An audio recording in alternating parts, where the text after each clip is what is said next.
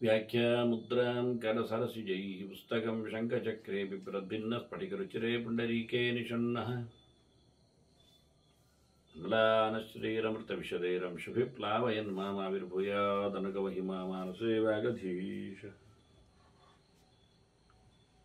नमस्ते प्राणेश प्रणतविभवाय मणिमगाः नमः स्वामिन् रामप्रियतमनुमन् गुरुगुण नमस्तुभ्यं भीमप्रबलतमकृष्णेष्ट भगवन् नमः श्रीमन्मध्वप्रदिश सुदर्शन्नो जय जय श्रीगुरुभ्यो नमः। नारायणं सुरगुरुं जगदेकनाथं भक्तप्रियं सकललोकनमस्कृतं च त्रैगुण्यवर्जितमजं विपुमाद्यमीशं वन्दे भवग्नम् अमरासुरसिद्धवन्द्यं नारायणं नमस्कृत्य नरं चैव नरोत्तमं देवीं सरस्वतीं व्यासं ततो जयमुदीरे। ವೇದವ್ಯಾಸರ ಮಹಾಭಾರತದ ಚಿಂತಕರಿಗೆ ವಂದನೆಗಳು. ಶಾಂತಿ ಪರ್ವದ 173ನೆಯ ಪ್ರವಚನ. ಧರ್ಮರಾಜನಿಗೆ ಆಪದ್ಧರ್ಮದ ಬಗ್ಗೆ ಭೀಷ್ಮರು ತಿಳಿ ಹೇಳುತ್ತಾ ಇದ್ರು. ರಾಜ ಪ್ರಜೆಗಳಲ್ಲಿ ಹೀಗಿರಬೇಕು ಎನ್ನುವ ಕೆಲವು ಮುಖಗಳಲ್ಲಿ ಮುಖ್ಯವಾಗಿ ತುಂಬಾ ಸಾಫ್ಟ್ ಆಗಿ ಮೃದುವಾಗಿ ಪ್ರಜೆಗಳ ಮೇಲೆ ಅನುಗ್ರಹವನ್ನು ಎಲ್ಲ ರೀತಿಯಿಂದ ಪ್ರಸಾದಯೇತ್ ಮಧುರಯ ವಾಚ ಚಾಪ್ಯಥ ಕರ್ಮಣ, ಮಾತಿನಿಂದಲೂ ಮತ್ತೆ ಕೃತಿಯಿಂದಲೂ ರಾಜನ ಧೋರಣೆಗಳು ಬಹಳ ಚೆನ್ನಾಗಿರಬೇಕು. ಅದಕ್ಕೋಸ್ಕರ ಅವನು ದೊಡ್ಡ ಅಂದರೆ ಮಾತು ಚೆನ್ನಾಗಿದೆ, ಕೃತಿ ಚೆನ್ನಾಗಿದೆ, ಮನಸ್ಸು ಹಗುರವಾಗಿದೆ ಅಂದರೆ ಮಹಾಮನಶ್ಚೈವ ಅಂತಾರೆ ಭೀಷ್ಮ. ತುಂಬ ವಿಶಾಲವಾದ ಮನಸ್ಸು ಉಳ್ಳವನು, ದೊಡ್ಡ ಮನಸ್ಸಿನವನು, ಸಂಕೋಚ ಇಲ್ಲ, ಯಾರ ಮೇಲೆ ಒಂದು ರೀತಿಯ ಕೆಟ್ಟದಾಗಿರುವ ಅಥವಾ ಸಣ್ಣದಾಗಿರತಕ್ಕಂಥ ಯೋಚನೆಗಳಿಲ್ಲದೆ ವಿಶೇಷವಾಗಿ ಮನ್ನಣೆ ಕೊಡುವಂತೆ ಇರಬೇಕವನು. ಹಾಗೆ ಅವನ ಮನೆಯವಳು ಸಹ, ಅಂದರೆ ರಾಜ ಅವನು ಚೆನ್ನಾಗಿರ್ಲಿಕ್ಕೆ ಕಾರಣ ಅಥವಾ ಅವನು ಒಂದು ದೃಷ್ಟಿಯಿಂದ ಪ್ರಸನ್ನ ಮನಸ್ಕನಾಗಲಿಕ್ಕೆ ಕಾರಣ ಮನೆಯ ವಾಳ್ತಿಯೂ ಇರ್ತದೆ, ರಾಣಿವಾಸವೂ ಇರ್ತದೆ. ಹಾಗಾಗಿ ಅವನು ಮದುವೆ ಆಗುವಂತಹ ಹೆಣ್ಣು ಬಹಳ ಚೆನ್ನಾಗಿರಬೇಕು ಅಂತ. ವಿವಾಹೇಚ್ಛ ಮಹಾಕುಲೇ, ಸೌಂದರ್ಯ ನೋಡುತ್ತಾ ಸಂಪತ್ತು ನೋಡುತ್ತಾ ಮದುವೆ ಆಗುವುದಲ್ಲ, ಕುಲವನ್ನು ನೋಡಿಕೊಂಡು, ಅಂದರೆ ಜೀನ್ಸ್ ಅಂತಾರಲ್ಲ ಹಾಗೆ ಆನುವಂಶಿಕವಾಗಿ ಆಕೆಯಲ್ಲಿನ ಮಹತ್ತಿಗೆ ಗುಣವಂತಿಕೆ ಇರಬೇಕು ಅನ್ನುವ ನೆಲೆಯಲ್ಲಿ, ಆಗ ಎಲ್ಲಿ ಗುಣ ಇರ್ತದೋ ಅಲ್ಲಿ ಶೀಲ ಇರ್ತದೆ, ರೂಪ ಇರ್ತದೆ. ಅದನ್ನು ಗಮನಿಸಬೇಕು. ಯಾಕೆಂದ್ರೆ ಈ ಮನಸ್ಸಿನ ಹಗುರಕ್ಕೆ ಅಥವಾ ವಿಶೇಷವಾದಂತಹ ಭಾವಸ್ಪಂದಕ್ಕೆ ಸಹಜವಾಗಿ ಅವನಲ್ಲಿರತಕ್ಕಂತಹ ಪ್ರೀತಿಯ ಇರವು ಕಾರಣ ಆಗ್ತದೆ. ನಿರಂತರವಾಗಿ ಅವನು ದ್ವೇಷಿಸುವಂತೆ, ಉಪಟಳಕ್ಕೆ ಒಳಗಾದವನಂತೆ, ಉದ್ವೇಗಕ್ಕೆ ಬಿದ್ದವನಂತೆ ಇದ್ದರೆ ಪ್ರತಿಯೊಂದು ಕಡೆಯಲ್ಲಿ ಅದರ ಇನ್ಫ್ಲುಯೆನ್ಸ್ ಪ್ರಭಾವ ಬೀಳುತ್ತದೆ. ಈ ನೆಲೆಯಲ್ಲಿ ಬಹಳ ಚಂದವಾಗಿ ಭೀಷ್ಮರು ರಾಜನಿರಬೇಕಾದ ಕಥೆಯನ್ನು ಉಲ್ಲೇಖ ಮಾಡುತ್ತಾರೆ. ಮತ್ತೆ ಅವನು ಎಲ್ಲ ವಿಷಯದಲ್ಲಿಯೂ ಒಂದು ದೃಷ್ಟಿಯಿಂದ ಆಸ್ತಿಕನಾಗಿರುವಂತೆ, ಅಂದರೆ ಪಾಸಿಟಿವ್ ಮೈಂಡೆಡ್ ಅಂತ ಅರ್ಥ. ಇತ್ಯಸ್ತಿ ವದೇ ದೇವ ಪರೇಶಾಂ ಕೀರ್ತಯದ್ ಗುಣ. ಯಾವಾಗಲೂ ಎಲ್ಲ ವಿಷಯದಲ್ಲಿಯೂ ಉಂಟಪ್ಪ, ಆಯ್ತಪ್ಪ, ಹೌದಪ್ಪ ಹೀಗೆ ಹೇಳಬೇಕು. ನೆಗೆಟಿವ್ ಆಗಿ ಯಾವುದೇ ವಿಷಯವನ್ನು ಯಾರದ್ದೇ ಅಹವಾಲುಗಳಲ್ಲಿ ಇರಬಾರದು. ಧರ್ಮ, ದೇವರು, ನಂಬಿಕೆ, ಪುಣ್ಯ, ಸ್ವರ್ಗ ಇವನ್ನೆಲ್ಲ ಇದೆ ಎನ್ನುವ ನೆಲೆಯಲ್ಲಿ ಒಪ್ಪಿಕೊಂಡು ನಂಬಿಕೆಯನ್ನು ಮೂಡಿಸಿಕೊಂಡು ಜನರನ್ನು ವಿಶ್ವಾಸಕ್ಕೆ ಇಡಬೇಕು. ಯಾವತ್ತು ಪಾಸಿಟಿವ್ ಮೈಂಡೆಡ್ ಎನ್ನುವುದು ಮೈನ್ ಇಲ್ಲಿ ಉದ್ದೇಶ. ಜೊತೆಯಲ್ಲಿ ಕೀರ್ತೆ ಪರೇಶ ಗುಣಾನಂತ, ಇತರರ ಗುಣಗಳನ್ನು, ದೊಡ್ಡವರ ವಿಶೇಷತೆಯನ್ನು ಯಾವತ್ತು ಬಣ್ಣಿಸಬೇಕು. ಅವರ ಆದರ್ಶದ ಬಗ್ಗೆ ಅವನು ಎಚ್ಚರ ಆಗ್ತಾ ಉಳಿದವರಿಗೆ ಅದರ ಎಚ್ಚರವನ್ನು ಕೊಡುವ ಮೂಲಕ. ಮತ್ತು ಇವನ ಗುಣವಂತಿಗೋಸ್ಕರ ಏನು ದೊಡ್ಡದು ಸಂಗತಿ ಕೇಳಿದ್ರೆ ದೊಡ್ಡ ಮಾತು ಹೇಳ್ತಾರೆ ಇಲ್ಲಿ. ಜಪೇದ್ ಉದಗಶೀಲಸ್ಯ ಅಂತ, ಮಿಂದು ಜಪ ಮಾಡುವವನಾಗಬೇಕು, ಮಡಿವಂತಿಕೆಯನ್ನು ಕಾಪಾಡಿಕೊಳ್ಳಿಕ್ಕೆ. ಬಹಳ ಚಂದವಾದ ಗೆರೆ ಉದಗಶೀಲ ಅಂತಾರೆ. ಒಳ್ಳೆಯ ನೀರನ್ನು ಬಯಸಿ ಒಳ್ಳೆಯ ನೀರಿನಲ್ಲಿ ಮುಳುಗೆದ್ದು ಒಳ್ಳೆಯ ಕಾಲದಲ್ಲಿ ಸ್ನಾನ ಮಾಡಿಕೊಂಡು ಒಳ್ಳೆಯ ಚಿಂತನೆಯನ್ನು ಮಾಡಬೇಕು. ಜಪ ಮಾಡದವ ನಾಯಿ ತರ ಅವ. ಯಾಕೆಂದ್ರೆ ಗೋರೆಯುವುದು ಮಾತ್ರ ಗೊರಗೊರ ಅಂತ ಸದ್ದು ಮಾತ್ರ, ವಿಶೇಷ ಏನಿಲ್ಲ, ಅರ್ಥವೇ ಇಲ್ಲ, ಉಪಯೋಗವೇ ಇಲ್ಲ. ತಿಂತದೆ ಕೂಗ್ತದೆ, ಅದರ ಆಚೆಗೆ ಏನಿಲ್ಲ. ನಾಯಿ ಬಾಡು ಮನುಷ್ಯನ, ಜಪ ಮಾಡದವನ ಬಾಡು. ಇಷ್ಟು ಚಂದ ಹೇಳುತ್ತಾರೆ ಭೀಷ್ಮರು. ಹಿಂದೆ ಒಂದು 2 ಮಾತು ಹೇಳಿದರು ಬಹಳ ಚಂದವಾಗಿ. ತ್ರೈವಿದ್ಯಾ ಉಪಾಸಿತ ಅಂತ, ಗಾಯತ್ರಿಯ ಜಪ ಮಾಡಬೇಕು, ವೇದತ್ರಯವನ್ನು ಕಾಪಾಡಿಕೊಳ್ಳಬೇಕು ಅಂತ ಹೇಳಿದರು. ಅದರೊಟ್ಟಿಗೆ ಜಪಶೀಲರನ್ನು, ಜ್ಞಾನಿಗಳನ್ನು ಗೌರವಿಸಬೇಕು. ಇದು ಮ್ಯೂಚುವಲ್. ಯಾವಾಗ ತಿಳಿದವರ ಮೇಲೆ ನಮಗೆ ಆಸ್ಥೆ ಉಂಟಾಗ್ತದೆ, ನಮಗೆ ತಿಳುವಳಿಕೆ ಬರ್ತದೆ. ಜಸ್ಟ್ ಯೋಚನೆ ಮಾಡಿ. ಇದು ತಮ್ ಯಥಾ ಉಪಾಸೆ ತದೇ ಭವತಿ ಎನ್ನಲಾಗಿ ದೇವರ ವಿಷಯದಲ್ಲಿ ಹೇಗೆ ದೇವರನ್ನು ನಾವು ಮಾತಾಡಿಸ್ತೇವೆಯೋ ಹಾಗೆ ನಮಗೆ ಅನುಕೂಲ ಆಗ್ತದೆ ಅಂತ. ಭಗವಂತರಿಗೆ ಅಮೃತ ಕಲಶ ಹಿಡಿದುಕೊಂಡು ಒಳ್ಳೆಯ ಆರೋಗ್ಯಪ್ರದನಾಗಿ ಅಭಯವನ್ನು ಕೊಡುವ ಮೂಲಕ ನಮಗೆ ಇದ್ದಾನೆ ಅಂತ ಯೋಚನೆ ಮಾಡಿದರೆ ನಮಗೆ ಯಾವ ರೋಗಗಳ ಹೆದರಿಕೆ ಇಲ್ಲ. ಮುಟ್ಟಿದ್ದೆಲ್ಲ ಅಮೃತ ಆಗ್ತದೆ, ಕುಡಿದದ್ದೆಲ್ಲ ಕಾಯಿಲೆ ನಿವೃತ್ತಿಗೆ ಕಷಾಯ ಅನಿಸ್ತದೆ. ಹೀಗೆ ದೇವರನ್ನು ಉಪಾಸನೆ ಮಾಡುವ ಮುಖಗಳು, ಹಾಗೆ ಒಳ್ಳೆಯ ಮುಖಗಳಿಂದ ಭಗವಂತನ ಉಪಾಸನೆ ಮಾಡ್ತಾ ಬಂದರೆ ನಮಗೂ ಅದೇ ರೀತಿಯಾದಂತಹ ಬೆನಿಫಿಟ್ಗಳು ಬರ್ತವೆ ಅಂತ ಶಾಸ್ತ್ರವೇ ವಿಧಿಸಿದೆ. ಇದು ಸಿದ್ಧಿಯವರೆಗೂ ಸಾಮಾನ್ಯ ವಿಷಯ ಅಲ್ಲ. ಅದರಂತೆ ಒಳ್ಳೆ ತಿಳಿದವರನ್ನು, ಜ್ಞಾನಿಗಳನ್ನು, ಭಗವದಿಚ್ಛರುಳ್ಳವರನ್ನು ನಾವು ಪ್ರೀತಿಸಿದರೆ ನಮಗೂ ಅದರ ಇನ್ಫ್ಲುಯೆನ್ಸ್ ಆಗ್ತದೆ. ಅವರ ಅನುಗ್ರಹದಿಂದ, ಅವರ ಒಡನಾಟದಿಂದ, ಕೇವಲ ಅವರ ವಿಶೇಷವಾದ ಆಶೀರ್ವಾದದ ಬಲದಿಂದ ನಮಗೂ ದೇವರ ಮೇಲೆ ಎಚ್ಚರ, ಭಗವಂತನ ಪ್ರಜ್ಞೆ ಇವೆಲ್ಲ ಉಂಟಾಗ್ತದೆ, ಮೂಡ್ತದೆ. ಹಾಗಾಗಿ ಅವರು ಹೇಳಿದ್ದು ಹಾಗೆ. ಇದನ್ನು ಕೃಷ್ಣ ಬಹಳಷ್ಟು ಸ್ಪಷ್ಟವಾಗಿ ಅರ್ಜುನನಿಗೆ ಹೇಳಿದ್ದ. ಆಗದೇ ಇದ್ರೆ ಆದವರನ್ನು ಮಾತಾಡಿಸು ಅಂತ. ನಿನಗೆ ಗೊತ್ತಾಗದೇ ಇದ್ರೆ ಗೊತ್ತಾದವರನ್ನು ಮಾತಾಡಿಸು, ಅವರ ಸೇವೆ ಮಾಡು, ಸಾಕಾಗುತ್ತೆ. ದೇವರ ಸೇವೆಯೇ ಸಿಗದಿದ್ರು, ಆಗದೆ ಹೋದ್ರು, ದೇವರ ಸೇವೆ ಮಾಡಿದವರ ಸೇವೆ ಮಾಡಿದ್ರು ದೇವರ ಸೇವೆ ಆಗತ್ತೆ ಅಂತಾರೆ ಪರಂಪರೆಯ ಪರ್ಯಾಯವಾಗಿ. ಹಾಗೆ ಅದನ್ನು ಹೇಳಿದ್ದ ಭೀಷ್ಮರಿಗೆ ಹೇಳುತ್ತಾರೆ, ನಿತ್ಯ ಮಿಂದು ಜಪ ಮಾಡಬೇಕು ಅಂತ. ಸ್ವಲ್ಪ ಕಷ್ಟವಾದ ವಿಷಯವನ್ನು ಹೇಳಿ. ಯಾಕೆಂದ್ರೆ ಸ್ಥಾನಮೂಲ ಕ್ರಿಯಾಸ್ತರ್ವಾಹ ಅಂತ ಧರ್ಮಶಾಸ್ತ್ರದಲ್ಲಿ ವೇದವ್ಯಾಸರ ಗೆರೆಯಲ್ಲಿ ಮುಖ್ಯವಾದ ವಿಷಯ ಏನು ಕೇಳಿದರೆ, ಯಾವುದೇ ಬೆಳಿಗ್ಗೆ ಎದ್ದ ತಕ್ಷಣ, ನಾನಂತೂ ತುಂಬ ಮಾತುಗಳನ್ನು ಸಂಧ್ಯಾ ಸಮೀಕ್ಷೆಯಲ್ಲಿ ಆರಂಭದಲ್ಲಿ ಕೊಟ್ಟಿದ್ದೆ, ಜಪ ಅಂತಾದರೂ ಜಪದ ಮೊದಲು ಇರಬೇಕಾದ ಕೆಲಸ ಎನ್ನುವ ನೆಲೆಯಲ್ಲಿ ಸ್ನಾನವನ್ನು ಮುಟ್ಟಿಕೊಂಡಿದ್ದೆ. ಏಳುವಾಗ ಮನುಷ್ಯ ಎಲ್ಲ ಇಂದ್ರಿಯಗಳಲ್ಲಿಯೂ ಮಲವನ್ನು ಪಡೆದಿರ್ತಾನೆ. ಮಲಮೂತ್ರಗಳು ಮಾತ್ರ ಮಲಿನಗಳಲ್ಲ. ಬಾಯಲ್ಲಿ ಜೊಲ್ಲು ಸೋರಿದಿರ್ತದೆ, ಕಣ್ಣಲ್ಲಿಯೂ ಮಲ ಬಂದಿರ್ತದೆ, ಕಿವಿಯಲ್ಲಿಯೂ ಹಾಗೆ. ಕೇವಲ ಬಾಯಿ ಮಾತ್ರ ಅಂತಲ್ಲ, ಮೂಗು ಹಾಗೆ.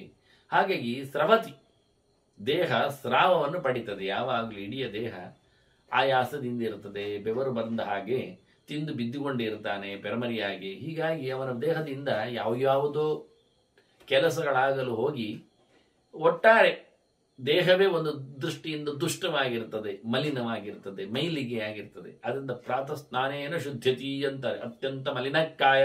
ಒಂದೊಂದು ಗೆರೆ ನಾನು ಹೇಳಬಾರ್ದು, ಅಲ್ಲಿಯ ಪ್ರಮಾಣಗಳನ್ನು ನೀವು ಓದಿ ಒಮ್ಮೆ ಗೊತ್ತಾಗುತ್ತೆ. ಹೇಗೆ ಅದನ್ನು ಒಳ್ಳೆ ರೀತಿಯಿಂದ ಚಿಂತನೆ ಮಾಡಿದ್ದಾರೆ ಅರ್ಥ ಆಗುತ್ತೆ. ಅತ್ಯಂತ ದುಷ್ಟವಾದಂತಹ ದೇಹ ರಾತ್ರಿ ಹೊತ್ತಿನಲ್ಲಿ ಆಗಿ ಹೋಗುತ್ತೆ. ಆದ್ದರಿಂದ ಬೆಳಿಗ್ಗೆದ್ದಾಗ ಪ್ರಾತಃ ಸ್ನಾನೇನ ಶುದ್ಧಿತ್ತು, ಬೆಳಿಗ್ಗೆದ್ದಾಗ ಸ್ನಾನ ಮಾಡಿ ಅಂತ ಹೇಳಿದ್ರು. ಒಳ್ಳೆಯ ಕಾಲದಲ್ಲಿ ಗಂಗೆಯ ಸನ್ನಿಧಾನ ಇರ್ತದೆ. ಹಾಗಾಗಿ ಶುದ್ಧವಾಗಿ ನೀರು ಶುದ್ಧವಾಗಿರಲಿ. ಮತ್ತೆ ಪುನಃ ನಾವು ನಿನ್ನೆಯವರೇ ಮಲಿನಗ್ರಸ್ತರು, ನಾವು ಮಲಗ್ರಸ್ತರು. ನೀರು ಸಹ ಮಲಗ್ರಸ್ತ, ಅದು ನಿನ್ನೆದ್ದೇ ಆಗಿಬಿಟ್ರೆ, ಅಂದರೆ ಟ್ಯಾಂಕ್ ಇದ್ದೋ ಕೊಳ ಇದ್ದೋ ಹಿಡಿದದ್ದೋ ಇನ್ನೇನು ಆಗಿದ್ರೆ ಅದು ದುಷ್ಟ, ನಾವು ದುಷ್ಟ. ಇನ್ನು ಪ್ಯೂರ್ ಆಗುವುದು ಹೇಗೆ? ಶುದ್ಧವಾಗುವುದು ನೀರು ಅಂತ, ಶುದ್ಧ ಮಾಡುವುದು ನೀರು ಅಂದಾಗ ನೀರೇ ಅಶುದ್ಧವಾಗಿದ್ರೆ ಏನು ಮಾಡ್ಲಿಕ್ಕಾಗುತ್ತೆ? ಯೋಚನೆ ಮಾಡಿಕೊಳ್ಳಿ. ದೇಹ ಅಪವಿತ್ರ ಆಗಿದೆ ಅಂತ ಪವಿತ್ರೀಕರಿಸಲಿಕ್ಕೋಸ್ಕರ ನಾವು ಪುನಃ ಹಾಳು ನೀರನ್ನೇ ಮೈಗೆ ಹೊಯ್ದುಕೊಂಡ್ರೆ ಆಗುವುದು ಹೇಗೆ? ಅನಿವಾರ್ಯದ ಕತೆ ಎನ್ನುವ ಮಾತೇ ಬರುವುದಿಲ್ಲ. ಯಾಕೆಂದ್ರೆ ನಾವು ಅನಿವಾರ್ಯಕ್ಕಾಗುವಾಗ ಅಕ್ಕಿ ಸಿಗದಿದ್ದರೆ ಬೇರೆ ಏನೋ ಹೆಕ್ಕಿ ತಿನ್ಲಿಕ್ಕೆ ಹೋಗ್ತೇವ? ಇಲ್ಲಲ್ಲ, ಯೋಚನೆ ಮಾಡಿಕೊಳ್ಳಿಕ್ಕೆ ಉಂಟು.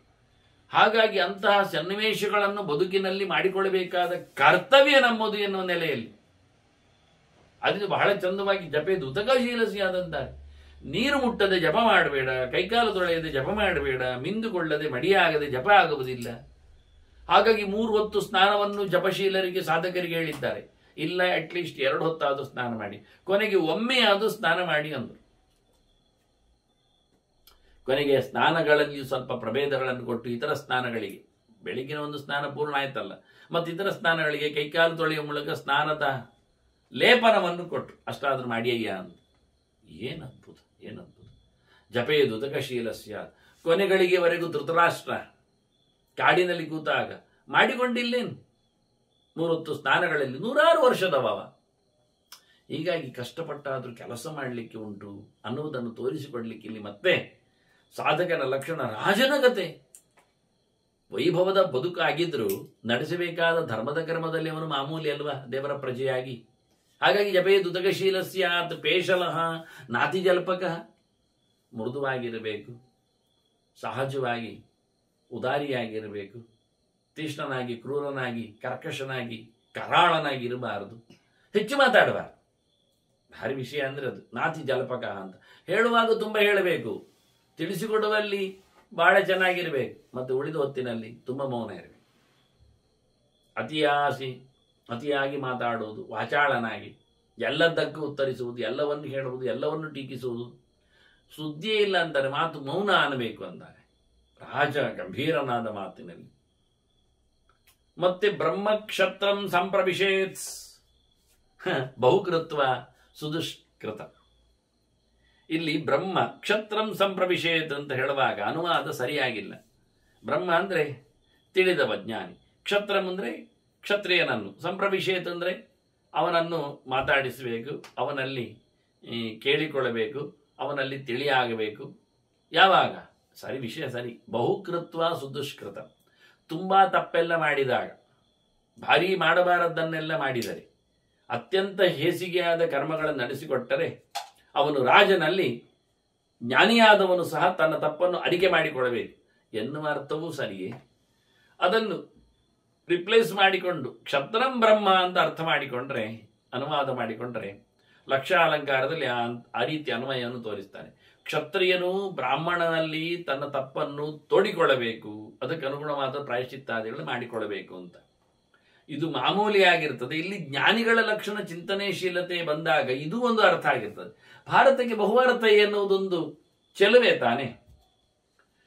ಹಾಗಾಗಿ ಬಹಳ ಚಂದವಾಗಿ ರಾಜನ ಬಗ್ಗೆ ಹೇಳುವಾಗ ಆತ ತನ್ನನ್ನು ಬಹಳ ಚೆನ್ನಾಗಿ ತಿದ್ದಿಕೊಳ್ಳಬೇಕು ಜ್ಞಾನಿಗಳ ಹತ್ತಿರದಲ್ಲಿ. ಉಚ್ಯಮಾನೋಪಿ ಲೋಕೇನ ಬಹು ತತ್ತದ ಚಿಂತೆಯ. ಜನರು ತುಂಬ ಹೇಳುತ್ತಾರೆ, ಹೇಳಿಕೊಳ್ಳಿ, ತಲೆ ಕೆಡಿಸಬೇಡ ಅಂತ. ಜನರು ಹೇಳಿದ್ದಕ್ಕೆ ತಲೆ ಕೆಡಿಸಿಕೊಂಡ್ರೆ ಇವನ ತಲೆ ಕೆಡುವುದಷ್ಟೇ ಅಲ್ಲದೆ ಏನೋ ಅಪಚಾರಕ್ಕೆ ಹೋಗ್ತಾನೆ, ಅವರಿಗೆ ಬಡಿಲಿಕ್ಕೆ ಹೋಗ್ತಾನೆ, ಇಲ್ಲ ತಾನು ಸಾಯ್ಲಿಕ್ಕೆ ಹೋಗ್ತಾನೆ, ಅಥವಾ ಅದನ್ನೇ ತನ್ನ ಹೇಳುವವರು ಹೇಳ್ತಾ ಇರ್ತಾರೆ. ನಾವು ಅದಕ್ಕೆ ಸ್ಪಂದಿಸಿದರೆ ಇನ್ನಷ್ಟು ಹೇಳುತ್ತಾರೆ, ಅದಕ್ಕೆ ಏನಾದರೂ ನಾವು ಪ್ರತಿಕ್ರಿಯಿಸಿದರೆ ಮತ್ತಷ್ಟು ಹೇಳುತ್ತಾರೆ. ಅದನ್ನು ಹೇಳುವವರಿಗೆ ಸುಮ್ಮನೆ ಇರಬೇಕಂದ್ರೆ ನಾವು ಅವರಿಗೆ ಒಂದು ಕಾಯಿನ್ ಹಾಕ್ಕೊಳ್ಳಿ, ಸತ್ಯ ಎನ್ನುವುದೊಂದು ಅರ್ಥ ಆದಾಗ ಬಾಯಿ ಮುಚ್ಚುತ್ತಾರೆ. ಇಲ್ಲ ಅಂದರೆ ಬೇಕು ಅಂತಾದರೆ ಹೇಳಿಕೊಂಡು ಅವರಿಗೆ ಅದರಿಂದಲೇ ಒಂದೊಮ್ಮೆ ಹೊಟ್ಟೆ ಹೊರೆಯುವುದು, ತಿಂದದ್ದು ಜೀರ್ಣ ಆಗುವುದಾದರೆ ಮಾಡಿಕೊಳ್ಳಿ. ಭಾಗವತ ಹೇಳಿದಾಗ ಯದಧರ್ಮ ಗೃಹಸ್ಥಾನ್ ಸುತಸ್ಯಾಪತದ್ಭವೇದಂತ. ಒಂದೊಮ್ಮೆ ನಿಜವಾಗಿಯೂ ತಪ್ಪು ಮಾಡಿದ್ದವನೇ ಆಗಿದ್ದರು ಅದನ್ನು ಹೇಳಿಕೊಳ್ಳುವವನು ಅವನ ತಪ್ಪಿನ ಪಾಲುದಾರನಾಗ್ತಾನೆ. ಆಗಿಕೊಳ್ಳಿ ಅಂತ. ಹಾಗಾಗಿ ಬಹಳ ಚಂದವಾಗಿ ಭೀಷ್ಮರ ಹೇಳುತ್ತಾರೆ, ಜನ ಹೇಳಿಕೊಳ್ಳಿಯಪ್ಪ, ಬಹಳ ಮಾತಾಡಿದ್ರು, ಇವೆಯನ್ನು ಹೆಚ್ಚು ಉತ್ತರ ಕೊಡಬೇಕಾಗಿಲ್ಲ, ಮಾತಾಡದೇ ಇದ್ರೆ ಆಯ್ತು. ಅಷ್ಟೇ ಅಲ್ಲ, ಚಿಂತೆಗೆ ತಗೊಂಡು ಹೋಗಬೇಡ, ಮನಸ್ಸಿಗೆ ಹಚ್ಕೊಳ್ಬೇಡ, ಮತ್ತು ಎತ್ತರದಲ್ಲಿ ಯೋಚನೆ ಮಾಡು. ಉಪಪ್ರಾಪ್ಯ ಇವ ಮಾಚಾರ ಕ್ಷಿಪ್ರಂ ಬಹುಮತೋಪವೇತ್. ಭಾರಿ ದೊಡ್ಡ ಒಳ್ಳೆ ಕೆಲಸ ಮಾಡಿ ಜನರಿಗೆ ಅನುರಾಗಕ್ಕೆ ಬೀಳುವಾಗೆ ಆಗಿವೆ. ಯಾವ ಜನರು ಟೀಕೆ ಮಾಡ್ತಾ ಇದ್ರು, ಹಿಂದಿನಿಂದ ಏನು ಹೇಳಿಕೊಳ್ತಾ ಇದ್ರು, ನಿಂದೆಯನ್ನು ನಡೆಸಿಕೊಡ್ತಾ ಇದ್ರು, ಅವರೇ ಗೌರವಿಸ್ತಾರೆ ಕೊನೆಗೆ. ಅಂತ ದೊಡ್ಡ ಕೆಲಸ ಮಾಡಿಕೊಳ್ಳಿಕ್ಕೆ ಬರ್ತದೆ, ಮಾಡಲಿಕ್ಕೆ ಆಗ್ತದೆ. ಅದನ್ನು ಕೂಡಲೇ ತಿದ್ದಿಕೊಂಡು ಒಳ್ಳೆಯ ಕೆಲಸ ಮಾಡಿಕೊಳ್ಳುವ ಮೂಲಕ ಎಲ್ಲಿ ದೇವರ ವಿಷಯದಲ್ಲಿ ಉಪ ಅಂದರೆ ಭಾರಿ ಎತ್ತರದ ಭಗವಂತನ ಉಪಪ್ರಾಪ್ಯ ಆಚಾರ, ಆಚಾರವನ್ನು ಅತ್ಯಂತ ಎತ್ತರದ ಉಪಾಚಾರ, ಭಗವಂತನ ಬಹಳ ದೊಡ್ಡ ಸಂಗತಿಯ ಚಿಂತನೆಯನ್ನು ನಡೆಸುವ ಮೂಲಕ ಭಾರಿ ದೊಡ್ಡ ಜನ ಆಗಬೇಕು. ಇದರಿಂದ ಜನರಿಗೆ ಭಾರಿ ಗೌರವದ ವ್ಯಕ್ತಿ ಆಗ್ತಾನೆ. ಸುಖಂಚ ವಿತ್ತಂ ಭುಂಜೀತ, ಆನಂದವಾಗಿ ಸಂಪತ್ತನ್ನು ಸಹ ಅನುಭವಿಸಬೇಕು, ಆನಂದವಾಗಿ ಇಡೀ ಲೋಕವನ್ನು ಸಹ, ಎಲ್ಲ ದ್ರವ್ಯವನ್ನು, ಎಲ್ಲವೂ ಸಂಪತ್ತೇ ಒಂದು ದೃಷ್ಟಿಯಿಂದ. ಆರೋಗ್ಯವಾಗಲಿ, ಜ್ಞಾನವಾಗಲಿ, ಪ್ರಜೆಗಳ ಕ್ಷೇಮವಾಗಲಿ, ಎಲ್ಲವನ್ನು ಆರಾಮವಾಗಿ ವೃತ್ತೇನೈತೇನ ಗೋಪಯನ್, ತನ್ನ ಸುಂದರವಾದಂತಹ ಆಚಾರವನ್ನು ಚೆನ್ನಾಗಿ ರಕ್ಷಣೆ ಮಾಡ್ತಾ ಆಚಾರ ತಪ್ಪದಂತೆ ವಿಚಾರಶೀಲನಾಗಿ ಬಹಳ ಚಂದವಾಗಿ ಆನಂದವಾದಂತಹ ಬದುಕು ಅವನದಾಗಲಿ. ಲೋಕೇಚ್ಛ ಲಭತೆ ಪೂಷಾಂ, ಹೀಗೆ ಮಾಡಿದಾಗ ಲೋಕದಲ್ಲಿ ಏನು ಪರತ್ರೇಹ ಮಹತ್ವನಂ, ಉತ್ತರತ್ರ ಸ್ವರ್ಗಾದಿಗಳ ಲೋಕವನ್ನು ಪಡಿತಾನೆ, ಲೋಕದಲ್ಲಿಯೂ ಜನರಿಗೆ ಇಷ್ಟನಾಗ್ತಾನೆ, ತಾನು ತನ್ನ ಸುಖವನ್ನು ಪಡಿತಾನೆ, ಜನರಿಗೂ ಸುಖವನ್ನು ಉಣಿಸ್ತಾನೆ, ಆರಾಮವಾಗಿರ್ತಾನೆ. ಹಾಗಾಗಿ ಮುಖ್ಯವಾಗಿ ಬೇಕಾದ್ದು ಕಳೆದ ಬಾರಿ ಭೀಷ್ಮರು ಆರಂಭದಲ್ಲಿ ಹೇಳಿಕೊಂಡಂತೆ ಆಚಾರ್ಯದಲ್ಲಿಯೇ ಪಾರಮ್ಯ ಇರುವುದು. ಗರೀಯ, ಆಚಾರವೇ ನಿಜವಾಗಿ ಧರ್ಮಲಕ್ಷಣ, ಅದು ಉತ್ತಮವಾದದ್ದು ಅಂತ. ಈ ಕೃಷ್ಣನ ಮಾತುಗಳಲ್ಲಿ ಎಲ್ಲ, ಅರ್ಜುನನ ಪ್ರಶ್ನೆಗಳಲ್ಲೆಲ್ಲ ಕೆಲವು ಮಾತುಗಳು ಬಂದಿವೆ. ನಾವು ಪ್ರತ್ಯೇಕವಾಗಿ ಒಂದೊಂದು ಶ್ಲೋಕವನ್ನು ಗೀತೆಯನ್ನು ಮಹಾಭಾರತದ ಈ ಕಥೆಯ ಹಂದರದಲ್ಲಿ ಹೇಳಲಿಲ್ಲ ಎನ್ನುವುದು ಸತ್ಯ. ಒಟ್ಟು ಮುದ್ದೆ ಮಾಡಿ ಹೇಳಿದ್ದೇನೆ. ಆಚಾರ್ಯ ಮಧ್ವರು ತಾತ್ಪರ್ಯದಲ್ಲಿ ಹೇಳಿದ ಕೆಲವು ಗೆರೆಗಳನ್ನು ಎತ್ತಿಕೊಂಡಷ್ಟೇ ಗೀತೆಯನ್ನು ಹೇಳಿಕೊಂಡಿದ್ದೇನೆ. ಅಷ್ಟೇ ಅಲ್ಲದೆ ಸಪ್ತಶತಿಯ ವಿಶ್ವರೂಪ ಅಂತ ಒಂದು ಪ್ರತ್ಯೇಕವಾಗಿ 18 ಅಧ್ಯಾಯದಲ್ಲಿ ಜಿಷ್ಟಿ ಹೇಳಿದ್ದು ಹಿಂದೆ ಇತ್ತು. ಅದರೊಟ್ಟಿಗೆ ಭಗವಾನ್ ವಾಚ ಅಂತ ಪ್ರತಿ ಶ್ಲೋಕಗಳ ಬಗ್ಗೆಯೂ ಹೇಳಿದ್ದೇನೆ. ಆದರೆ ಕೆಲವು ಅದರಲ್ಲಿ ಬಿಟ್ಟೋದದ್ದಿರಬಹುದು. ಹೇಳಿದ್ದೇನೆ, ಅದು ಬ್ರಾಡ್ಕಾಸ್ಟ್ ಆಗದೇ ಇರಬಹುದು. ಮತ್ತೆ ನೋಡುವ. ಅಲ್ಲಿ ಅಪಿಚೇ ಸುದುರಾಚಾರ ಅನ್ನುವ ಬಗ್ಗೆ ಎಲ್ಲ ಮಾತು ಬಂದಿದೆ. ತಪ್ಪು ಮಾಡಿದವನು ದೇವರಿಗೆ ಇಷ್ಟ ಆಗ್ತಾನೆ, ದೇವರಿಷ್ಟನಾಗಿದ್ದರೆ ಅಂತ. ಆ ನೆಲೆಯಲ್ಲಿ ಸ್ವಧರ್ಮೇ ನಿಧನಮಿಶ್ರ ಹೇಳುವ ಮೂಲಕ ಅವರವರ ಧರ್ಮದಲ್ಲಿ ಭಗವಂತನ ಸ್ವಕರ್ಮಣ ತಮಭ್ಯರ್ಚ್ಯ ಸಿದ್ಧಿಮಿನ್ನದಿ ಮಾನವ ಅಂತ ಕೃಷ್ಣ ಸ್ಪಷ್ಟವಾಗಿ ಹೇಳಿ, ಮಾಡಿದ ಕೆಲಸದಿಂದ ದೇವರನ್ನು ಮೆಚ್ಚಿಸಬೇಕು, ಇನ್ನಿತರ ಕೆಲಸ ಮಾಡಿಕೊಂಡು ದೇವರಿಗೆ ಒಪ್ಪಿಸುವುದಲ್ಲ, ಅವನ ಕೆಲಸ ಮಾಡುವ ಮೂಲಕ ಅಂತ. ಹಾಗಾಗಿ ಒಬ್ಬ ಬೇಟೆಗಾರನ ಬೇಡದವನ ಒಂದು ಕಥೆಯನ್ನು ಹೇಳ್ತಾರೆ. ಕಾಪಚ್ಯ ಅಂತ ಒಬ್ಬ, ಬಹಳ ಚಂದವಾದ ಕಥೆ. ಕೆಲವನ ಗುಣನಡತೆಗಳ ಬಗ್ಗೆ ಕೆಲವು ಮಾತುಗಳನ್ನು ಭೀಷ್ಮರು ಹೇಳುತ್ತಾರೆ. ಬಹಳ ಹಿಂದೆ ಇರುವ ಒಬ್ಬ ಕಾಪಚ್ಯ ಎನ್ನತಕ್ಕ ವ್ಯಕ್ತಿ, ಕಾಪಚ್ಯೋ ನಾಮ ನೈಷಾದಿಹಿ. ಅವನು ದಸ್ಯುತ್ವಾತ್ ಸಿದ್ಧಿಮಾಪ್ತವಾನ್. ಅವನು ದಸ್ಯು ಅಂದರೆ ಕಳ್ಳ ಅಂದರೆ ದರಬಡೆಕೋರ ಅಂತ ಇಟ್ಟುಕೊಳ್ಳಿ, ಬೇಟೆಗಾರ, ಕಾಡಿನ ವ್ಯಕ್ತಿ. ಅಂಥವನು ತನ್ನ ಕೆಲಸ ಮಾಡಿಕೊಂಡೇ ಸಿದ್ಧಿಯನ್ನು ಪಡೆದಿದ್ದಾನೆ. ಇದೆಂತ ಮಾರ್ರೆ, ಬೇಟೆಗಾರರಿಗೂ ಒಂದು ಧರ್ಮ ಉಂಟ? ಹೌದು, ಬೇಟೆ ಧರ್ಮ ಉಂಟು. ಅದೆಷ್ಟು ಚೆನ್ನಾಗಿರ್ತದೆ. ಬೇಟೆಯ ಕಥೆಯನ್ನು, ಬೇಟೆಯವನ ನಿಯಮಗಳೇನಿರ್ತವೆ ನಮಗೆ ಗೊತ್ತಿಲ್ಲ. ಕಾಡಿನಲ್ಲಿ ಕೂತ ಬೇಟೆಗಾರ ಅವನ ಬದುಕನ್ನು ಹೇಗೆ ಸವೆಸ್ತಾನೆ ಎನ್ನುವುದು ನಮಗೆ ಬೇಕು. ನಾವು ಕಾಡಿಗೆ ಹೋಗದವರು ಅಥವಾ ಬೇಟೆಗಾರರಲ್ಲಿ ಬಾರದವರು.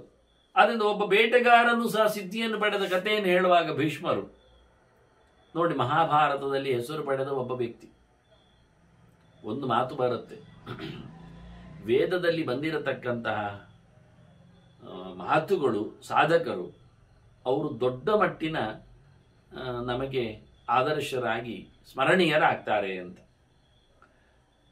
ಇನ್ನು ವೇದದಲ್ಲಿ ಬಾರದವರು ಇದ್ದಾರೆ, ಅನಾಖ್ಯಾತ ದೇವತೆಗಳು ಒಂದು ಬರ್ತದೆ, ಹೆಸರು ಪಡೆಯದವರು ಅಂತ. ನೋಡಿ, ಹೆಸರು ಹೇಳಲಿಲ್ಲವರನ್ನು ಅಂದ್ರೆ ಸ್ವಲ್ಪ ಅವರು ಗಣ್ಯರಲ್ಲ ಅಂತ ಅರ್ಥ. ರಾಕ್ಷಸರ ವಿರೋಧಿಗಳಲ್ಲ ಬಗ್ಗೆ, ಇದು ಸಾಧಕರ ಬಗ್ಗೆ ಹೇಳಿದ್ದ, ನೆನಪಿಟ್ಟುಕೊಳ್ಳಬೇಕಾದವರ ಕಥೆ. ಅಂದ ಭಾರತ ಹೇಳಿದ ದೇವತೆಗಳ ಹೆಸರುಗಳು ಅಂದ್ರೆ, ಭಾರತದಲ್ಲಿ ಬಂದಿರತಕ್ಕಂಥ ಹೆಸರುಗಳು ಅಂದ್ರೆ ಒಂದು ದೊಡ್ಡ ಸಂಗತಿಯೇ, ಬಹಳ ಎತ್ತರದ ಮಟ್ಟದ ಗುಣವಂತಿಕೆ ಉಳ್ಳವರು ಅಂತ ಅರ್ಥ. ಹಾಗಾಗಿ ಅದು ದೇವತೆಗಳ ಹೆಸರು ಹೇಳಿ, ಗಂಧರ್ವರದ್ದು ಹೇಳಿ, ಅಪ್ಸರದ್ದು ಹೇಳಿ, ಸಿದ್ಧರದ್ದು ಹೇಳಿ, ಸಾಧಕರದ್ದು ಹೇಳಿ, ಮನುಷ್ಯೋತ್ತಮರದ್ದು ಹೇಳಿ, ಜೊತೆಯಲ್ಲಿ ನಾಗಗಳದ್ದು ಹೇಳಿ, ವಿದ್ಯಾಧರದ್ದು ಹೇಳಿ, ಎಲ್ಲರೂ ದೊಡ್ಡ ಸಂಗತಿ ಅಂತ ಅರ್ಥ. ಅದರಿಂದ ವೇದದಲ್ಲಿ ಹೆಸರು ಪಡೆದವರನ್ನು ಗೌರವಿಸುವುದರಲ್ಲಿ, ಹೇಳಿಕೊಳ್ಳುವುದರಲ್ಲಿ, ಪೂಜಿಸುವುದರಲ್ಲಿ ಬಹಳ ಅರ್ಥ ಇದೆ. ನಮಗಂತೂ ಸಿಗತಕ್ಕಂಥ ಬಹಳ ದೊಡ್ಡದಾದ ಮಾತಾಡುವ ವೇದ ಅಂದ್ರೆ ಪಂಚಮ ವೇದ ಮಹಾಭಾರತವೇ. ಅದು ವೇದಕ್ಕಿಂತ ನಮಗಿಲ್ಲ ಅಂತ. ಅಂದ ಮಹಾಭಾರತದಲ್ಲಿ ಒತ್ತಟ್ಟಿಗೇನೆ ನಾಗಕುಲಗಳ ಬಗ್ಗೆ ಮಾತಾಡುವಾಗ ಶೇಷ ಪ್ರಥಮತೋ ಜಾತಃ ವಾಸುಗಿಸ್ತದನಂತರಂ ಐರಾವತ ತಕ್ಷಕಶ್ಚ ಅಂತ ಅಷ್ಟಕುಲ ನಾಗಗಳ ಜತೆಯಲ್ಲಿ ಇತರ ನಾಗಗಳನ್ನು ಒಟ್ಟಿಗೆ ಹೇಳಿಬಿಟ್ಟಿದ್ದಾರೆ. ಹೆಕ್ಕಲಿಕ್ಕಿಲ್ಲ ಬಿಡಲಿಕ್ಕಿಲ್ಲ ಹೇಳಿಕೊಳ್ಳುವ ಹಾಗೆ. ಆದ್ರಿಂದ 8 ಪ್ರಧಾನರು, ಅದರಲ್ಲಿ ಅಷ್ಟೋ ನಾಗ ಪ್ರಧಾನಾಸ್ತಿ ಅಂತ ಹೇಳಿಕೊಳ್ಳುವ ಮೂಲಕ, ಮತ್ತೆ ಉಳಿದವರವನ ಪರಿಚಾರಕರು ಭೃತ್ಯರು ಇದ್ದಾರೆ. ಇದು 2-3 ಕಡೆಯಲ್ಲಿ ಮಾತುಗಳು ಬರುವಂಥದ್ದು. ಈಗ ಹೀಗಿರುವಾಗ ನಾವು ಅರ್ಧ ಜರತಿಯ ನ್ಯಾಯ ಅಂತೇವೆ. 8 ಮಾತ್ರ ಮಾತಾಡಿಸ್ತೇನೆ, ಉಳಿದವರು ಬೇಡ. ಉಳಿದವರು ಬೇರೆ ಯಾರನ್ನಾದ್ರೂ ಕರೆದು ಬಿಡ್ತೇನೆ. ಬೇರೆ ಯಾರು ಇರುವವರು ಯಾರು ಇಲ್ಲ. ಎಲ್ಲಿಯೋ ಯಾರ್ಯಾರೋ ಏನೇನು ಹೇಳಿಕೊಂಡದ್ದನ್ನು ಇದಕ್ಕೆ ಸಿಕ್ಕಿಸಿಕೊಳ್ಳುವುದು. ಇದು ಇನ್ನೊಂದು ಕಡೆದಲ್ಲಿ ಇದಕ್ಕೆ ಸಿಕ್ಕಿಸುವುದು ಒಂದು ತಪ್ಪೆ, ಇಲ್ಲಿದ್ದದ್ದನ್ನು ತಪ್ಪಿಸುವುದು ಮತ್ತೊಂದು ತಪ್ಪೆ. ಎರಡೆರಡು ತಪ್ಪು ಮಾಡುವ ಒಂದು ಇರಾದೆ ನಮ್ಮದು. ಒಟ್ಟು ಬುದ್ಧಿಮಂತಿಕೆ ಅಂದರೆ ಅದು ಕಲಸು ಮೇಲೆ ಹೊರಗೆ ಇದ್ದ ಹಾಗೆ, ಸರಿ ಇರುವುದಿಲ್ಲ. ಹಾಗೆ ಇಲ್ಲಿ ಬಹಳ ಚಂದವಾಗಿ ಒಂದು ಕಾಪಚ್ಯನ ನೈಷಾದಿಯ ಒಂದು ಹೆಸರು ಬಂತು ಅಂದರೆ ಅವನ ಬಗ್ಗೆ ಗುಣಲಕ್ಷಣಗಳನ್ನು ಹೇಳುವಾಗ ಅದ್ಭುತವಾಗಿ ಹೇಳುತ್ತಾರೆ. ನೆನಪಿಟ್ಟುಕೊಳ್ಳಬೇಕಾದ ಕಥೆಗಳದು ಆ ದೃಷ್ಟಿಯಿಂದ. ಪ್ರಹರ್ತ ಮತಿಮಾನ್ ಶೂರಃ ಶ್ರುತವಾನ್ ಅನುಶಂಸವಾನ್. ಅವನು ಕೊಲೆಗಾರ ಮೊದಲು ಹೇಳ್ತಾನೆ, ಸಾಯಿಸ್ತಾನೆ, ಏನು ತೊಂದರೆ ಇಲ್ಲ. ಬೇಟೆಗಾರ ಅಂದರೆ ಮತ್ತೆ ಸಾಯಿಸದೆ ಆಗ್ತದ, ಸಾಯಿಸ್ತಾನೆ. ಆದರೆ ಬುದ್ಧಿವಂತಿಕೆ ಇದೆ. ಯಾವುದನ್ನು ಕೊಲ್ಲಬೇಕು, ಯಾವುದನ್ನು ಕೊಲ್ಲಬಾರದು, ಯಾವಾಗ ಕೊಲ್ಲಬೇಕು, ಯಾವಾಗ ಕೊಲ್ಲಬಾರದು, ಹೇಗೆ ಕೊಲ್ಲಬೇಕು, ಹೇಗೆ ಕೊಲ್ಲಬಾರದು ಎನ್ನುವ ಎಚ್ಚರ ಇದೆ. ಅದರ ಜೊತೆಯಲ್ಲಿ ಶೂರನಿದ್ದಾನೆ, ಅವನೇನು ಎಲ್ಲೂ ಕನ್ಫ್ಯೂಸ್ ಆಗುವುದಿಲ್ಲ. ಶೂರವೀರೋ ಮಾಂಡೋಕೇಯ ಅಂತ ಹೇಳಿದಾಗೆ ಋಷಿಗೆ ಹೇಳತಕ್ಕಂಥ ಶಬ್ದವನ್ನು ನೀನು ಹೇಳ್ತಾನೆ. ಶೂರ ಪರಾಕ್ರಮಿ ಇದ್ದಾನೆ, ಒಳ್ಳೆ ರೀತಿಯಾಗಿ ದೃಢನಾಗಿದ್ದಾನೆ. ಜೊತೆಯಲ್ಲಿ ಅಷ್ಟೇ ಶ್ರುತವಾನ್, ಓದಿಕೊಂಡಿದ್ದಾನೆ, ಕೇಳಿಕೊಂಡಿದ್ದಾನೆ. ಶ್ರುತ್ವಾನ್ಯೇಭ್ಯ ಉಪಾಸತೆ. ಇದು ಕೃಷ್ಣನ ಸಾಧನೆಯ ಸೋಪಾನ. ಇದು ನಿನಗಾಗಿ ಓದ್ಲಿಕ್ಕೆ ಆಗದೇ ಇದ್ರೆ, ಕಲೀಲಿಕ್ಕೆ ಹೋಗದೇ ಇದ್ರೆ ಇನ್ನೊಬ್ಬರದ್ದು ಕೇಳಿ ಕಲಿ ಅಂದಿದ್ದಾರೆ. ಮರ್ಯಾದೆ ಸಾಕ ನಮಗೆ. ನಮಗೆ ಆಗುವುದಿಲ್ಲ ಅಂತ ಹೇಳಿದ್ರೆ ತಿಂದುಕೊಂಡು ತಿರುಗುವುದಿಲ್ವ ನಾವು, ಬದುಕಿಕೊಂಡು ಮೆರೆಯುವುದಿಲ್ವ ನಾವು? ಅದರಿಂದ ಕೇಳಲಿಕ್ಕೇನು ದಾಡಿ ಅಂತಾನೆ. ಶುತ್ವ ಅನ್ಯೇಭ್ಯ ಅಂತ. ಇನ್ನೊಬ್ಬರಿಂದ ಕೇಳು ಮಾರಾಯ, ಕೇಳಿಕೊಂಡು ಕೆಲಸ ಮಾಡು. ಕೇಳಲಿಕ್ಕೇನು ದಾಡಿ, ನಿನಗೇನು ಕಡಿಮೆ ಆಗ್ತದೆ, ಏನು ಖರ್ಚಾಗ್ತದೆ, ಎಲ್ಲಿ ಹೋಗ್ತದೆ ಕೇಳ್ತಾರೆ. ಆದ್ರಿಂದ ಬಹಳ ಚೆನ್ನಾಗಿ ಹೇಳ್ತಾನೆ. ಶುದ್ಧವಾನ್ ಇವ ಬೇಟೆಗಾರನಾದರೂ ಕೇಳಿದ್ದಾನೆ, ಚೆನ್ನಾಗಿ ಶಾಸ್ತ್ರ ತಿಳಿದಿದ್ದಾನೆ. ಹಾಗಾಗಿ ಅನುಶಂಸವಾನ್, ಬಹಳ ಕಠೋರ ಅಲ್ಲವ, ನಿರ್ದಯ ಅಲ್ಲವ, ಭಯಂಕರ ಜೋರಾದ ಕೊಲೆಗಡುಗ ಅಂತ ಹೇಳುವಂತೆ ಇಲ್ಲ. ಅವನು ಮನುಷ್ಯರ ಮೇಲೆ ಅವನಿಗೂ ಸಹ ಕರುಣೆ, ಅನುಕಂಪೆ ಎಲ್ಲ ಇದೆ ಅಂತ ಹೇಳ್ತಾನೆ. ಜೊತೆಯಲ್ಲಿ ರಕ್ಷನ್ ಆಶ್ರಮಿಣಾಂ ಧರ್ಮಂ. ನೋಡಿ, ಅವನು ಧರ್ಮವನ್ನು ಕಾಪಾಡಿದ್ದಾನೆ. ಯಾವ ಆಶ್ರಮದ ಧರ್ಮ ಅದು ಹೇಗಿರ್ತದೆ ಅದನ್ನು ಕಾಪಾಡಿಕೊಂಡು ಬಂದು ಅವರವರ ಆಶ್ರಮ ಧರ್ಮವನ್ನು ಅವರವರು ಪಾಲಿಸಿದ್ರೆ, ಬ್ರಹ್ಮಚಾರಿ ಆದವ ಬ್ರಹ್ಮಚರ್ಯ ಧರ್ಮ ಓದುವುದಾಗ, ಮದುವೆ ಆದ ನಂತರ ಗೃಹಸ್ಥ ಧರ್ಮ, ಮನೆ ಮಾಳ್ತಿ ನೋಡಿಕೊಳ್ಳುವುದು, ಅದು ಬಿಟ್ಟ ಬಳಿಕ ಆಶ್ರಮದಲ್ಲಿ ಅರಣ್ಯದಲ್ಲಿದ್ದಾಗ ಆರಣ್ಯಕ ಧರ್ಮ, ಎಲ್ಲವನ್ನು ತೊರೆದಾಗ ಸನ್ಯಾಸ ಧರ್ಮ, ಅದು ಬಿಟ್ಟು ಸನ್ಯಾಸಿ ಮನೆಯಲ್ಲಿರುವುದು, ಮನೆಯ ಸನ್ಯಾಸಿ ಮಾಡುವುದು, ಬ್ರಹ್ಮಚಾರಿ ಅರಣ್ಯಕ, ಇದೆಲ್ಲ ಒಂದಕ್ಕಿಂತ ಒಂದು ಯಾವುದೋ ಬೇರೆಯಾದ ಧರ್ಮವನ್ನು ಮಾಡಲಿಕ್ಕಿಲ್ಲ. ಆದರೆ ಇವನು ರಕ್ಷನ್ ಆಶ್ರಮಿಣ ಧರ್ಮ, ತನ್ನ ಆಶ್ರಮಗಳ ತನ್ನವರ ಧರ್ಮವನ್ನು ಚೆನ್ನಾಗಿ ರಕ್ಷಣೆ ಮಾಡ್ತಾ, ಬ್ರಹ್ಮಣ್ಯ ಭಗವಂತನ ಬಗ್ಗೆ, ಭಗವಂತನನ್ನು ತಿಳಿದವರ ಬಗ್ಗೆ, ಶಾಸ್ತ್ರದ ಬಗ್ಗೆ ಭಾರಿಯಾದ ಗೌರವ, ಪ್ರೀತಿ, ವಿಶ್ವಾಸ, ಅನುಸಂಧಾನ, ಎಚ್ಚರ ಎಲ್ಲ ಉಂಟಿವನಲ್ಲಿ. ಅಷ್ಟೇ ಅಲ್ಲದೆ ಬ್ರಾಹ್ಮಣರು ಅಂದರೆ ಭಾರಿ ಅವನಿಗೆ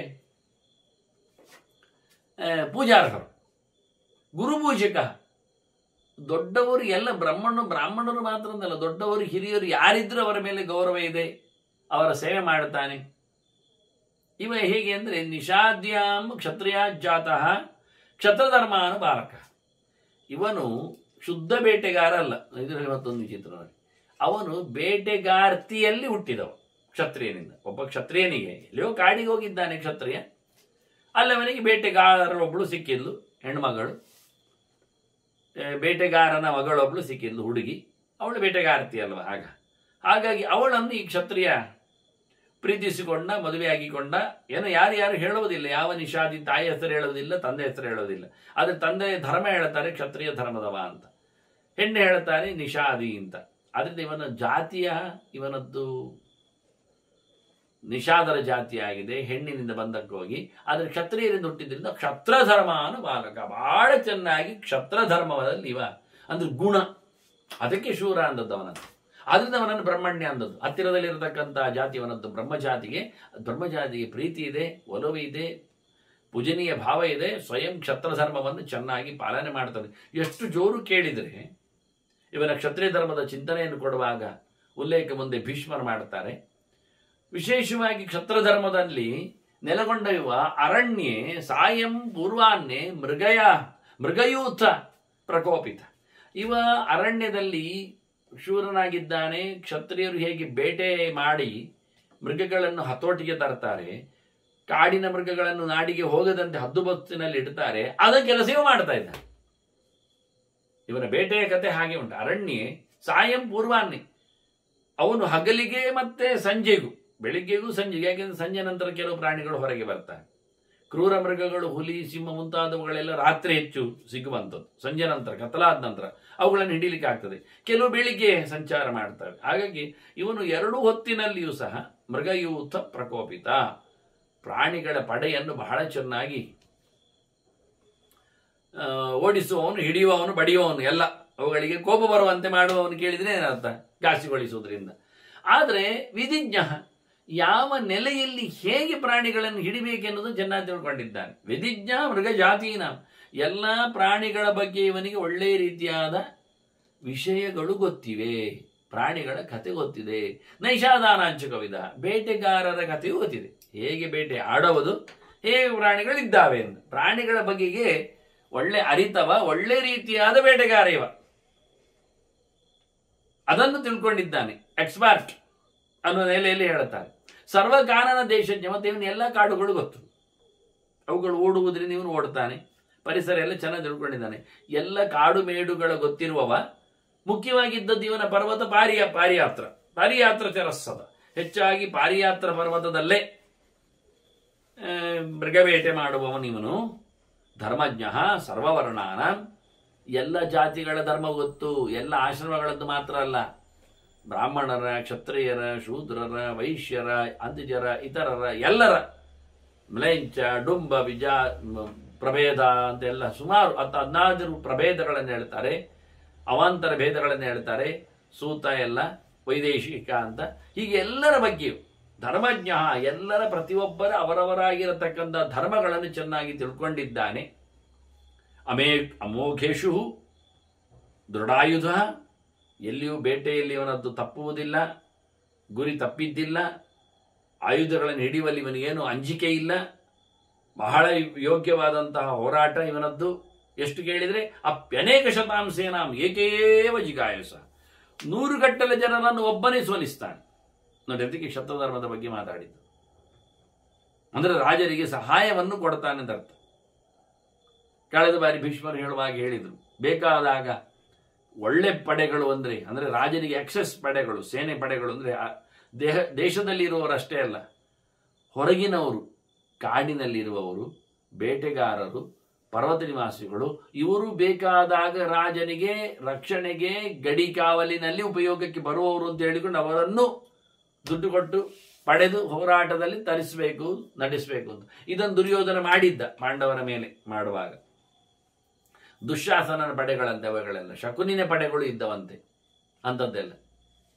ಅದನ್ನೆಲ್ಲ ನಾವು ಕಥೆಯಲ್ಲಿ ಕೇಳಿದ್ದೇವೆ, ಹೋರಾಟದ ಅಂಗಳಕ್ಕೆ ಹೋದಾಗ, ರಣಾಂಗಣದಲ್ಲಿ ನೆಲೆಗೊಂಡಾಗ. ಈಗ ಇಲ್ಲಿ ಅವರನ್ನು ಹೇಳ್ತಾರೆ ಬಹಳ ಚೆನ್ನಾಗಿ, ಇವ 100 ಗಟ್ಟಲೆ ಜನರನ್ನು ಒಬ್ಬನೇ ನಿಂತು ಹೋರಾಟ ಮಾಡಿ ಸೋಲಿಸುವವನಿದ್ದಾನೆ, ಅಷ್ಟು ಜೋರಿದ್ದ. ಎಲ್ಲ ಅವನದ್ದು ಅಂಗಳದಲ್ಲಿನ, ಕಾಡಿನಲ್ಲಿನ, ಅವನ ಧರ್ಮದಲ್ಲಿನ, ಬೇಟೆಯಲ್ಲಿನ ಕತೆ ಹೇಳಿದ್ರು. ಇವನೊಂದು ದೊಡ್ಡ ಸಿದ್ಧಿ ಅಂತ ಪಡೆಯುವುದು ಇದರಲ್ಲಿ ಕೇಳಿದರೆ ನೋಡಿ, ಮಾತು ಕೇಳಿಲಿ.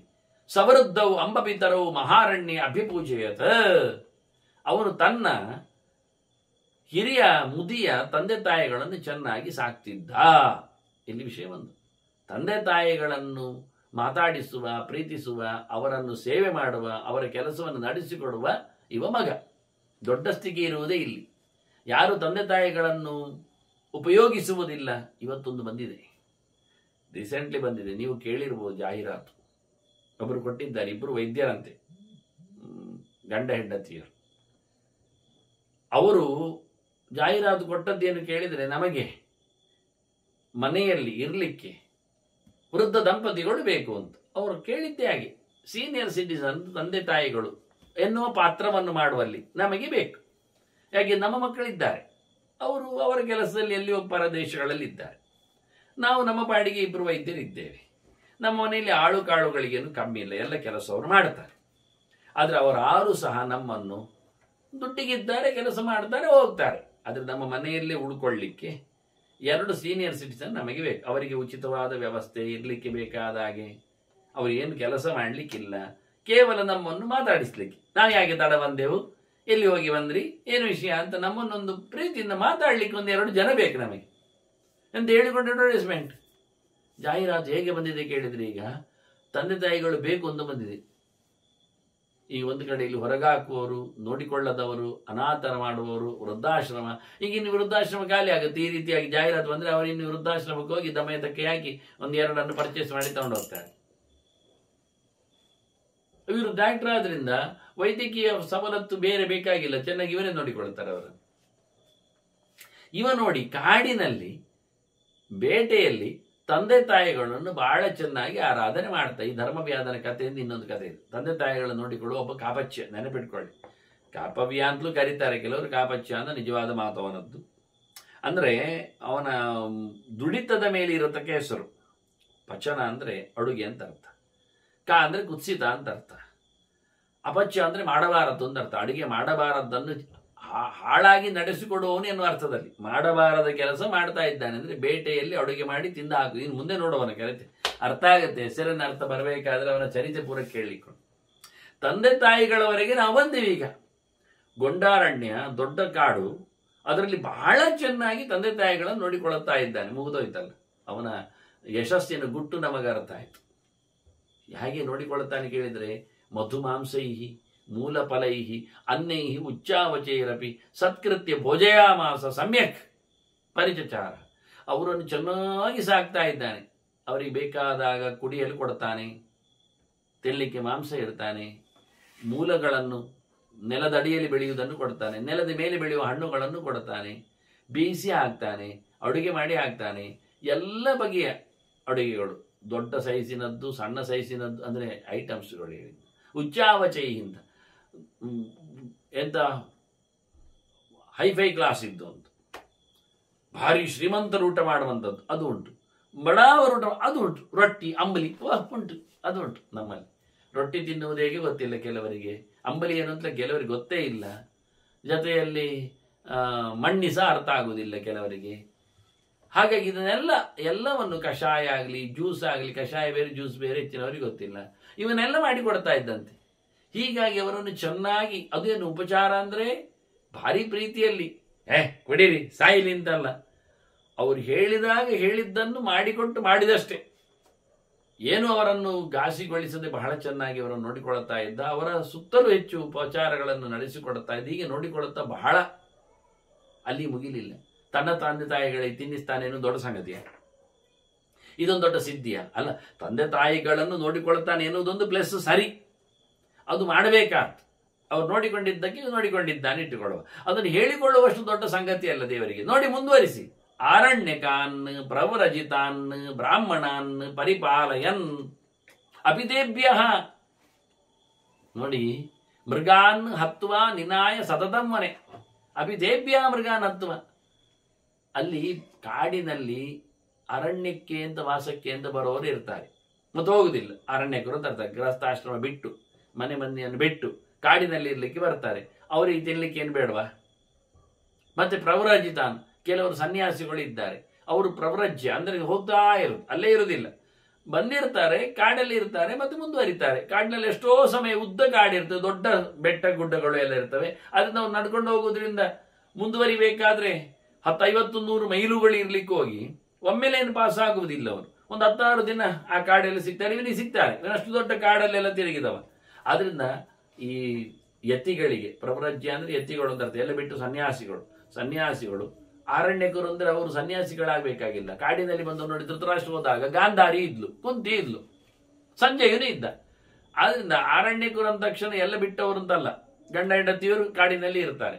ಅರಣ್ಯ ಮಾಸ, ಮನೆ ವಾಳತೆ, ದುಡ್ಡು ದುಮ್ಮಾನ, ಬ್ಯಾಂಕ್ ಬ್ಯಾಲೆನ್ಸ್, ಮೊಬೈಲ್ ಅದೆಲ್ಲ ಬಿಟ್ಟವರು ಅಂತ ಅರ್ಥ. ಮುಖ್ಯವಾಗಿ ಆರಣ್ಯಕಾನ್ ಪ್ರವರಜಿತಾನ್ ಬ್ರಾಹ್ಮಣಾನ್, ಮುಖ್ಯವಾಗಿ ಬ್ರಹ್ಮಜ್ಞಾನಿಗಳನ್ನು, ಭಗವದೆಚ್ಚರುಳ್ಳವರನ್ನು, ಋಷಿಮುನಿಗಳನ್ನು, ಇವರನ್ನೆಲ್ಲ ಸಾಕ್ತಿದ್ದ, ನೋಡಿಕೊಳ್ಳುತ್ತಿದ್ದ. ಹೇಗೆ ಕೇಳಿದ್ರೆ, ಅವರಿಗೂ ತಗೊಂಡೋಗಿ ಕೊಡ್ತಿದ್ದ. ಹೊಡೆದ ಪ್ರಾಣಿಗಳನ್ನು ಅವರಿಗೂ ಕೊಡುತ್ತಿದ್ದ. ಮಾಂಸ ತಿಂತಿದ್ರು, ತಿನ್ನುವವರು ತಿಂತಿದ್ರು, ಇಲ್ಲಾಂದ್ರೆ ಮೂಲ ಫಲ ತಂದು ಕೊಡ್ತಾನವ.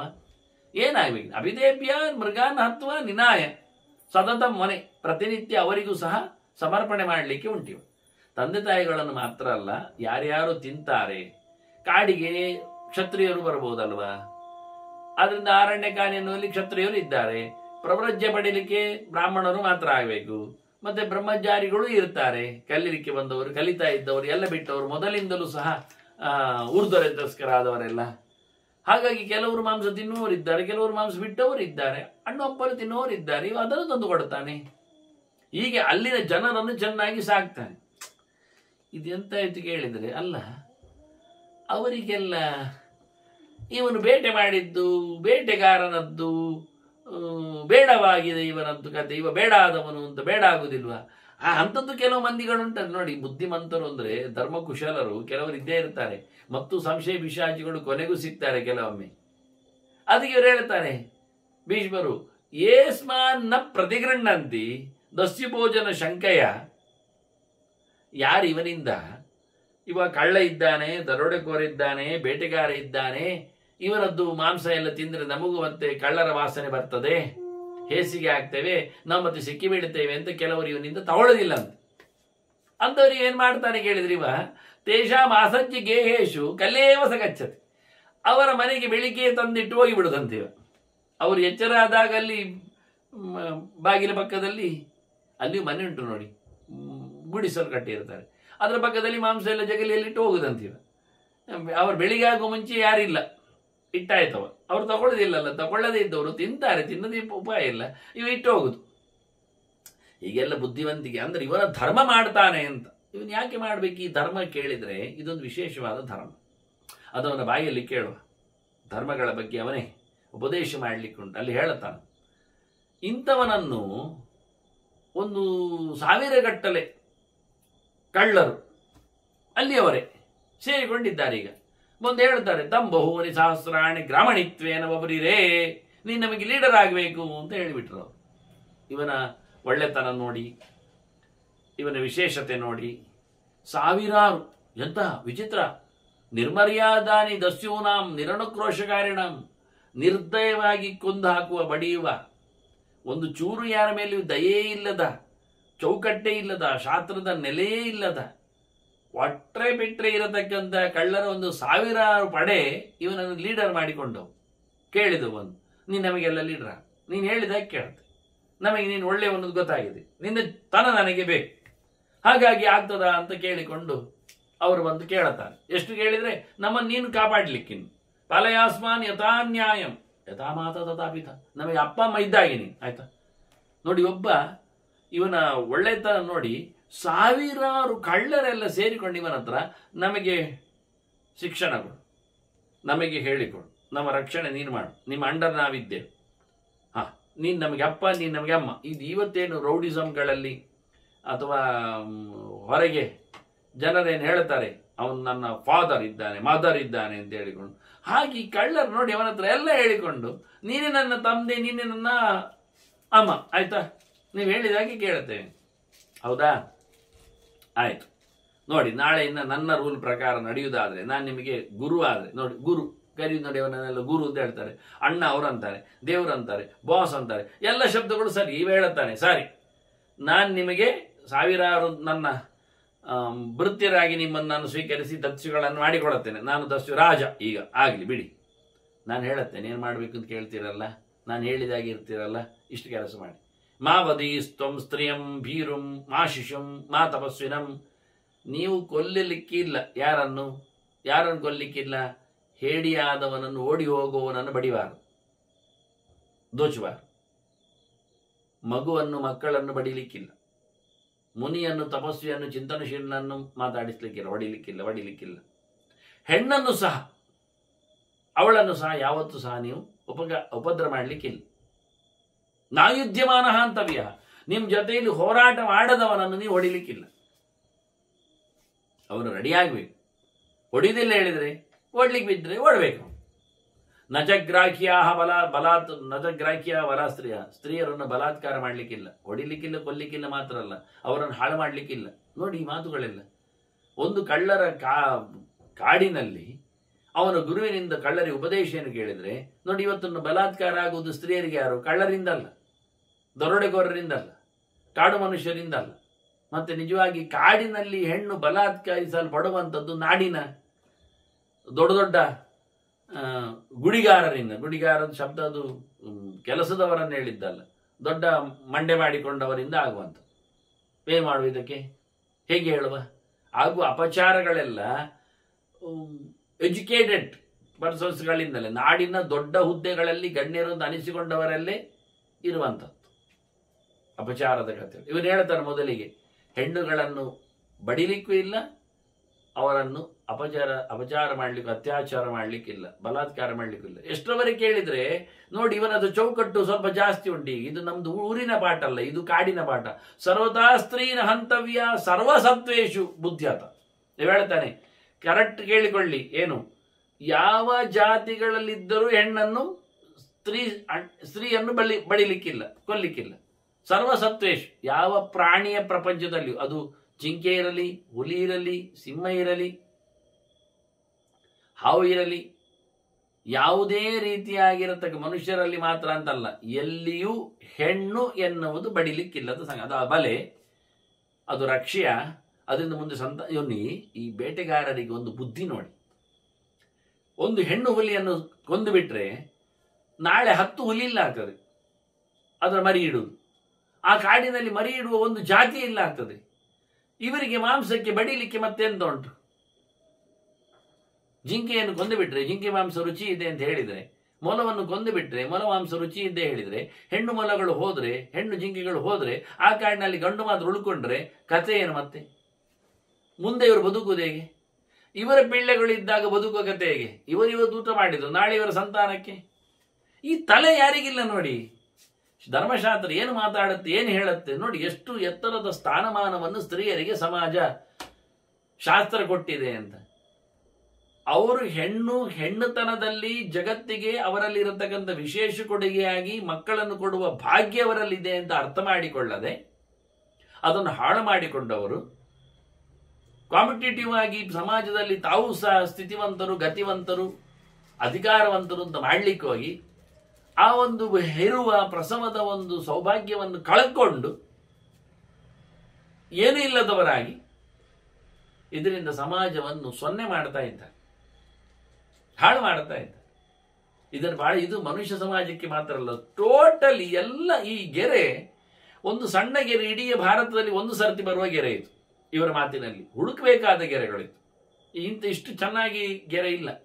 ಸರ್ವತಾ ಸ್ತ್ರೀನ ಹಂತವ್ಯ ಸರ್ವಸತ್ವೇಶು ಬುದ್ಧ್ಯತಾ ಅಂತ ಚೆನ್ನಾಗಿ ಕೇಳಿಕೊಳ್ಳಿ, ತಿಳ್ಕೊಳ್ಳಿ, ಎಚ್ಚರಾಗಿರಿ ಅಂತ ಹೇಳೋ ಮೂಲಕ ಯಾವ ಜಾತಿಗಳಲ್ಲಿದ್ದದ್ದು ಫೆಮೇಲ್ ಮುಟ್ಲಿಕ್ಕಿಲ್ಲ, ಹೊಡಿಲಿಕ್ಕಿಲ್ಲ, ಬಡಿಲಿಕ್ಕಿಲ್ಲ.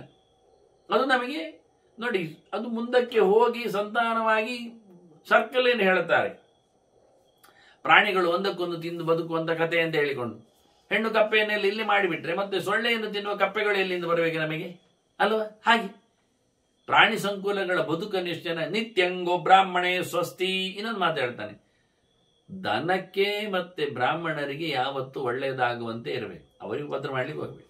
ಗೋಬ್ರಾಹ್ಮಣ ಹಿತ ಎನ್ನುವುದನ್ನು ಯಾವತ್ತು ಕಾಪಿಟ್ಟುಕೊಳ್ಳಿ. ಎಲ್ಲಿವರೆಗೆ ಅಂದ್ರೆ ಯೋದ್ಧವ್ಯಂ ಚ ತದರ್ಥತಃ, ದನಕ್ಕಾಗಿ ಬ್ರಾಹ್ಮಣನಿಗಾಗಿ ಯುದ್ಧ ಮಾಡಬೇಕು ನೀವು. ಬೇಕಾದರೆ ಅವರನ್ನು ಬದುಕಿಸ್ಲಿಕ್ಕೆ ಒಂದು ದನದ ಮೇಲೆ ಒಂದೊಮ್ಮೆ ದೌರ್ಜನ್ಯ ಆಗ್ತಾ ಇದ್ರೆ ಅವನನ್ನು ಬಡಿದು ದನವನ್ನು ರಕ್ಷಣೆ ಮಾಡಬೇಕು. ಯಾರಾದರೂ ದೋಚುತ್ತಾ ಇದ್ರೆ ದನವನ್ನು, ಅವರನ್ನು ನಿಲ್ಲಿಸಿ ದನವನ್ನು ಬದುಕಿಸ್ಬೇಕು. ಕಡಿಲಿಕ್ಕೋ ಎಳಿಲಿಕ್ಕೋ ಯಾರಾದ್ರೂ ಹೋಗಿದ್ರೆ ದನದ ರಕ್ಷಣೆಯಲ್ಲಿ ನೀವು ನೋಡ್ಬೇಕು. ನೋಡಿ, ಬೇಟೆಗಾರರಿಗೆ ದನವನ್ನು ಕಡಿಲಿಕ್ಕಿಲ್ಲ, ದನವನ್ನು ಬಡಿಲಿಕ್ಕಿಲ್ಲ. ದನ ಬಡಿಯುವವರನ್ನು ಬಡಿಲಿಕ್ಕುಂಟು, ಅವರಿಗೆ ಹೊಡಿಲಿಕ್ಕುಂಟು. ಹಾಗೆ ಬ್ರಹ್ಮಜ್ಞಾನಿ ಬಗ್ಗೆ, ಒಬ್ಬ ತಿಳಿದವನ ಬಗ್ಗೆ, ಜ್ಞಾನಿಯ ಬಗ್ಗೆ, ಋಷಿಮುನಿಗಳ ಬಗ್ಗೆ ಹೊಡಿಲಿಕ್ಕಿಲ್ಲ, ಬಡಿಲಿಕ್ಕಿಲ್ಲ. ಅವನನ್ನು ಕಾಪಾಡೋದ್ರಲ್ಲಿ ನೀವು ಯಶಸ್ವಿಗಳಾಗಬೇಕು. ಅದಕ್ಕೋಸ್ಕರ ಯುದ್ಧ ಮಾಡಬೇಕು ಅಂತ. ಸಸ್ಯಂಚ ನಾಪಾರ್ಥವ್ಯ, ಮತ್ತೆ ಮರಗಿಡಗಳನ್ನೆಲ್ಲ ಕಡಿಯುವುದಲ್ಲ. ಮರಗಿಡಗಳಿಲ್ಲದಿದ್ರೆ ಪ್ರಾಣಿಗಳಿಲ್ಲ ಆಗ್ತವೆ, ಪ್ರಾಣಿ ಪಕ್ಷಿಗಳು ವಲಸೆ ಹೋಗ್ತವೆ. ವಲಸೆ ಹೋದ್ರೆ ಮತ್ತೆ ನಮಗೆ ಊಟ ಇಲ್ಲ ಆಗ್ತದೆ. ಅದನ್ನ ನೋಡಿ ಇವರು ಎಷ್ಟು ಚೆನ್ನಾಗಿ ಬದುಕನ್ನು ಇಟ್ಟುಕೊಳ್ತಾರೆ ಅಂದ್ರೆ, ಇವರಿಗೆ ಮದ್ದಿಗೂ ಬೇಕು. ಮತ್ತೆ ಒಂದು ಜಾತಿಯ ಮದ್ವೆ ಇಲ್ಲ ಆಗ್ತದೆ. ಕೊನೆಗೆ ಯಾವುದೊಂದು ಸಸ್ಯ ಗೊತ್ತಿಲ್ಲದೆ ಕಡದಾಗಿದ್ರೆ, ಇರುವುದೊಂದೇ ಆಗಿದ್ರೆ ಕಾಡಿನಲ್ಲಿ. ಸಸ್ಯಂಚ ನಾಪಾರ್ಥವ್ಯಂ, ತಿನ್ಲಿಕ್ಕೆ ಬೇಕು ಹಣ್ಣು ನಮಗೆ, ಪ್ರಾಣಿಗಳಿಗೂ ಬೇಕು, ಮರಗಿಡಗಳನ್ನು ಕಡಿಯಬೇಡಿ ಅಂತಾನೆ. ಸೀರ ವಿಗ್ರಂಚ ಮಾಕೃತಾಹ, ಇನ್ನು ಗದ್ದೆ ಅದಕ್ಕೆಲ್ಲ ಅಡ್ಡ ಮಾಡ್ಲಿಕ್ಕೆ ಹೋಗಬೇಡಿ, ಕೃಷಿ ಮಾಡ್ಲಿಕ್ಕೆ ಬಿಟ್ಟುಕೊಡಿ, ಅದನ್ನೆಲ್ಲ ತಪ್ಪಿಸಬೇಡಿ. ಪೈರು ನಾಶ ಮಾಡುವುದು, ಬೆಂಕಿ ಹಾಕುವುದು, ಅದನ್ನೆಲ್ಲ ಮಾಡುವ. ಕೃಷಿಗೂ ವಿಘ್ನ ಮಾಡಬೇಡಿ, ಮರಗಿಡಗಳನ್ನು ಕಡಿಲಿಕ್ಕೆ ಬೇಡಿ, ಬೋಳಿಸಬೇಡಿ. ಪೂಜ್ಯಂತೆ ಯತ್ರ ದೇವಾಶ್ಚ ಪಿತರಃ ಅತಿಥಯಶ್ಚ. ಎಲ್ಲಿ ದೇವ ಕಾರ್ಯ ಆಗ್ತದೆ, ಯಜ್ಞಯಾಗಗಳು, ಎಲ್ಲಿ ಪಿತೃಕಾರ್ಯ ಆಗ್ತದೆ, ಶ್ರಾದ್ದ ತರ್ಪಣಾದಿಗಳು, ಎಲ್ಲಿ ಅತಿ ಸತ್ಕಾರ ಆಗ್ತದೆ, ಊಟ ಉಪಚಾರಗಳು, ಅಲ್ಲಿ ಎಲ್ಲ ಅನ್ಯಾಯ ಮಾಡ್ಲಿಕ್ಕೆ ಹೋಗ್ಬೇಡಿ, ಅವ್ರು ಮಾಡಿಕೊಳ್ಳಿ. ಎಲ್ಲಿ ಪಂಚಯಜ್ಞಗಳು ನೋಡಿ, ಈ ಪಂಚಯಜ್ಞಗಳು ಇದು ಎರಡು, ಒಂದು ನೃಯಜ್ಞ ಭೂತಯಜ್ಞಲ್ಲಿ ಬಿಟ್ಟರು, ಮತ್ತೆಲ್ಲಿ ಇಟ್ಟುಕೊಂಡ್ರು. ಒಳ್ಳೆ ಒಳ್ಳೆಯ ಧರ್ಮ ಕರ್ಮಗಳ ಮಾಡುವಲ್ಲಿ ಎಲ್ಲ ನಿಮ್ಮದು ಆಕ್ಷೇಪ ಇರಬಾರದು, ವಿಘ್ನ ಬರಬಾರದು, ಅದು ಹೇಳ್ತಾರೆ. ಬಹಳ ಚೆನ್ನಾಗಿ ತಿಳಿಸಿಕೊಳ್ಳಿಕ್ಕೆ, ಸರ್ವಭೂತೇಶು ಅಪಿ ವರಹ ಬ್ರಾಹ್ಮಣ ಮೋಕ್ಷವಿಚ್ಛತಿ. ಎಲ್ಲ ಕಡೆಯಲ್ಲಿ ಅತ್ಯಂತ ಶ್ರೇಷ್ಠನಾದ ಬ್ರಾಹ್ಮಣನಿಗೆ ಯಾವತ್ತೂ ಧಕ್ಕೆ ಬರದಂತೆ, ವಿರೋಧ ಆಗದಂತೆ, ತೊಂದರೆಯಾಗದಂತೆ ನೋಡಿಕೊಳ್ಳಿ, ಇದು ಮುಖ್ಯ ವಿಷಯ ಅಂತಾನೆ. ಕಾರ್ಯ ಚಾಪಜಿದಿಸ್ತೇಷಾಂ, ಅವರ ಸೇವೆ ಮಾಡಬೇಕು, ಅವರನ್ನು ಉದ್ಧಾರ ಮಾಡಲಿಕ್ಕೆ ನೋಡಬೇಕು. ನಿಮ್ದು ಎಲ್ಲ ಬೇಕಾದ್ರೂ ಅವನಿಗೆ ಸಮರ್ಪಣೆ ಮಾಡಿ. ಸರ್ವಸ್ವೇನಾಭಿಭಾವೇ, ಎಲ್ಲವನ್ನು ಕಳ್ಕೊಂಡ್ರೂ ಪರವಾಗಿಲ್ಲ, ಅವನನ್ನು ಮೆಚ್ಚಿಸಬೇಕು. ಯಸ್ಯ ತ್ವೇತೆ ಸಂಪ್ರದುಷ್ಟಾಹ ತಸ್ಯ ವಿದ್ಯಾತ್ ಪರಾಭವಂ. ಯಾರಿಗೆ ಬ್ರಾಹ್ಮಣರು ಕೋಪ ಮಾಡಿಕೊಂಡ್ರು ಆಗ್ತದೋ ಅವರು ಸೋಲುವುದು ಗ್ಯಾರಂಟಿ. ಯಾರಿಗೆ, ಒಬ್ಬ ಕ್ಷತ್ರಿಯನಿಗಿರಲಿ, ವೈಶ್ಯನಿಗಿರಲಿ, ಸೇವಾಕಾರನಿಗಿರಲಿ, ಎಲ್ಲಿ ಬ್ರಾಹ್ಮಣ ಕೋಪಗೊಂಡನೋ ಯಾರ ವಿಷಯದಲ್ಲಿ ಅವನು ಸೋತದ್ದು ಗ್ಯಾರಂಟಿ. ನತಸ್ಯ ತ್ರಿಶುಲೋಕೇಶು ತ್ರಾತಾ ಭವತಿ ಕಶ್ಚನ.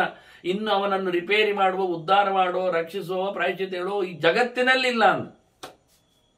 ಯಾವ ಬ್ರಹ್ಮಾದಿಗಳು ಸಹ ಅವನನ್ನು ಮಾತಾಡಿಸ್ಲಿಕ್ಕೆ ಬರುವುದಿಲ್ಲ. ಅಂದು ಬ್ರಹ್ಮಜ್ಞಾನಿಯ ಕೋಪಕ್ಕೆ ಬಲಿಯಾಗಬೇಡಿ, ಅವರ ರಕ್ಷಣೆ ಮಾಡಿಕೊಳ್ಳಿ ಅನ್ನುವ ನೆಲೆಯಲ್ಲಿ ಅವರನ್ನು ಏನು ಹೇಳುವ, ಕೆದಕಬಾರದು, ಅವರನ್ನು ತೊಂದರೆಗೊಳಿಸಬಾರದು ಎಂದು ಇನ್ನಷ್ಟು ಬ್ರಾಹ್ಮಣರ ಬಗ್ಗೆ ಎತ್ತರದ ಧ್ವನಿಗಳಲ್ಲಿ ಕಾಪಚ್ಚಿ ಹೇಳುವುದನ್ನು ನಾವು ಕೇಳಲಿಕ್ಕುಂಟು. ಹೀಗೆ ಒಬ್ಬ ಬೇಟೆಗಾರನ ಸಿದ್ಧಿಯ ಕತೆ ಕೇಳುವ ಮತ್ತೆ ಚಿಂತನೆ ಒಂದಿಗೆ. ಶ್ರೀಕೃಷ್ಣಾರ್ಪಣಮಸ್ತು. ನಾರಾಯಣ ನಾರಾಯಣ.